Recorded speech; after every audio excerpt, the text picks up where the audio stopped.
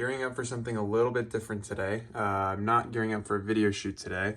I'm actually getting this camera ready for a photo shoot. We've got new staff headshots that we're doing for my part-time job at the church. So we've got our a6600 and a Sigma 50 for portraits. So 50 on a crop sensor is gonna give me a really good portrait focal length.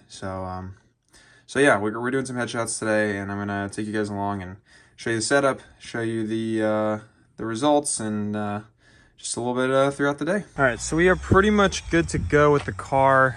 We've got a bunch of stuff in here. I have no idea exactly what I'm gonna need for these headshots, but we've got a 100D in there with bases for C-stands. We've got all our C-stands and stuff kind of tucked under there. These right here are the they're nanlite tubes, or no, sorry, these right here. This is a softbox.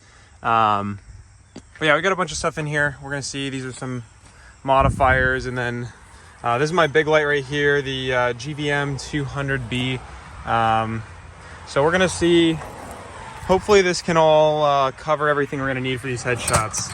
No matter how much or how little gear you have, I would highly recommend investing in some kind of cart. This is a tiny little rock and roller cart that I got off of Facebook Marketplace for like, I don't even know, 50 bucks maybe. And it has made the world of a difference being able to roll everything in as opposed to having to carry in everything one by one. So, I mean, again, this thing's tiny. I just use bungee straps to hold everything down, and this looks super ragtag, but seriously, this has been a game changer for me, and I can load way more stuff on this. I usually have Pelicans on the bottom that have all my camera gear in it today. Obviously, I'm just doing photos, so I just have the one camera, and I don't need any accessories for it. But if you are any kind of person that has gear where you're making at least 2 or 3 trips inside the building, invest in something like this, and it's going to save you a lot of time, a lot of effort, and a lot of energy.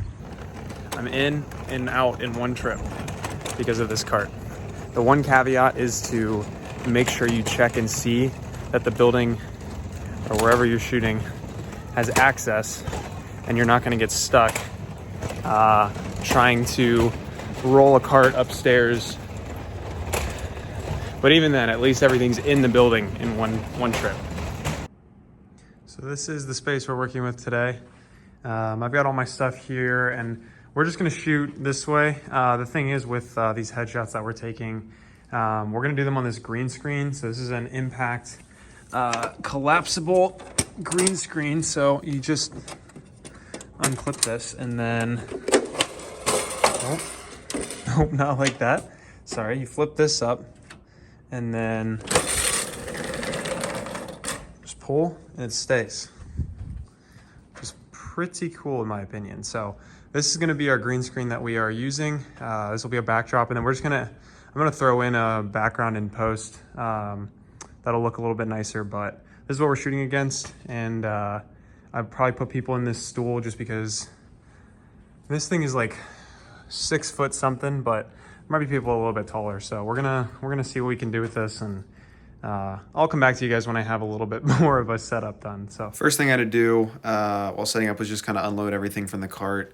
Again, I wasn't sure what I was gonna need for this, and ended up going pretty bare bones with my setup for this.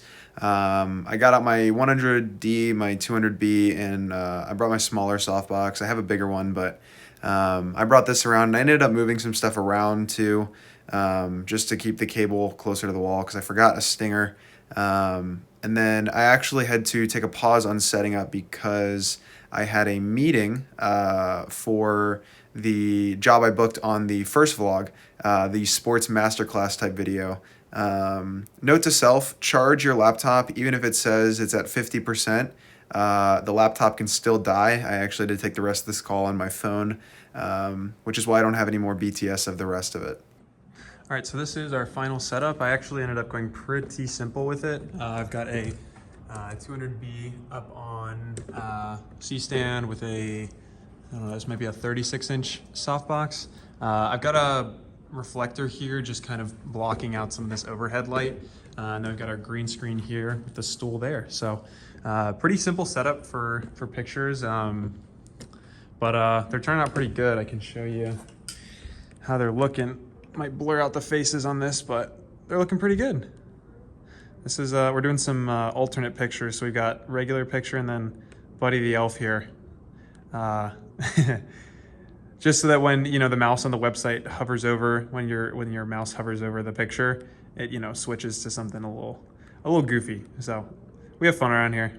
So the unfortunate part of the way today is working is that there weren't scheduled times that people were coming in for headshots. I kind of just left the day open. So the good news is I am not, you know, constantly working, but the bad news is that I'm just kind of sitting around until people come down and are ready for their headshots. So I got some lunch, went ahead and picked that up, and just waiting until people show up for headshots. So the call I had earlier today was a follow-up about the job I booked on my first vlog in relation to that sports masterclass type thing. So I've been told that the person I will be meeting is famous, I guess. So that'll be cool to see who that is. I don't think I'll be able to share who I've been told that we probably need to keep it hushed. We're meeting at his house for the shoot.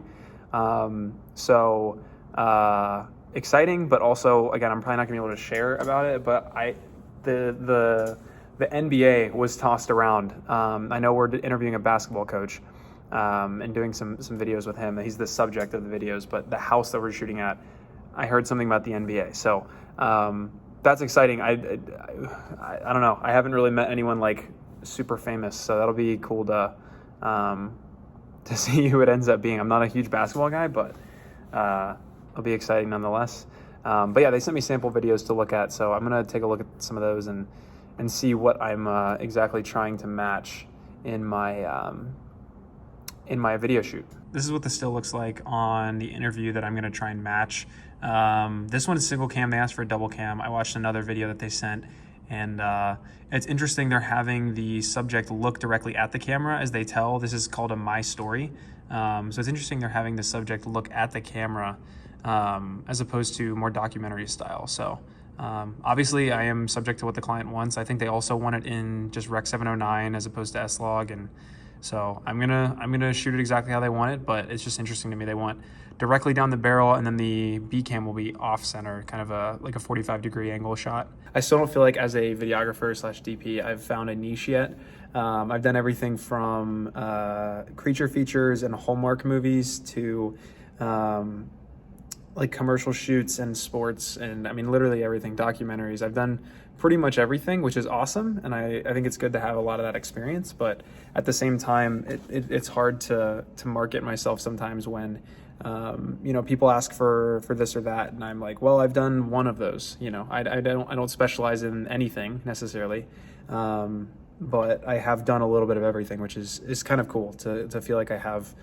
For almost any project that presents itself, I can say, yeah, I've done that. So I just got done packing most of my stuff up, thinking that I could leave this stuff that I actually used set up for next week. But then I remembered that gig for the sports thing is actually this coming weekend. So I actually need to pack this stuff up and bring it home with me so I have it, and I can't leave it here. So fun stuff, and I'm gonna go pack it up, and that'll be fun. A recent development in my workflow has been absolutely wanting to minimize the amount of equipment I have to take with me. I think early on I got excited by, oh, I have so many toys, oh, I have so much gear, like this is so fun. I want to bring everything I have just to, you know, feel professional, but I've very much gotten to the place where I'm like, okay, what's the minimum amount of things I can bring to get this job done well? And it's just a funny development to me. All right, packed up once again. I am really starting to consider upgrading from this rock and roller to a more true production cart. Just somewhere to go with all the stands, because right now they're just kind of all jumbled and stacked in there very rudely. So yeah, we'll see what I do with that, but it works for now, and the bungees obviously hold them down, so it works.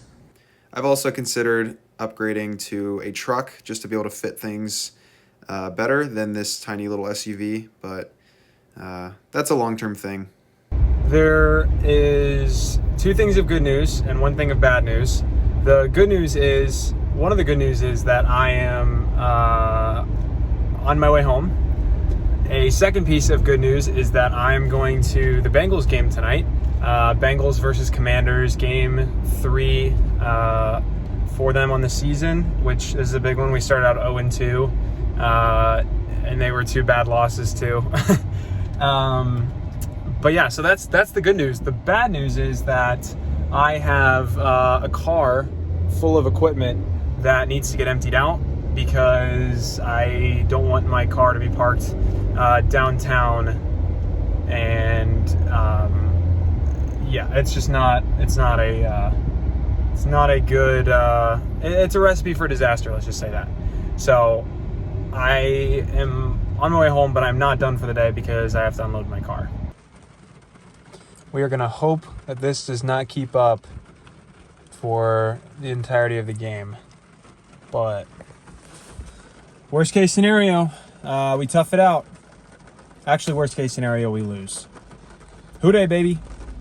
No, this is my tender. You got one tender too? Dude, that's a... Already? Yeah, okay. We're pushing the lights. Dude, you guys see what's going on up there? It's kind of busy.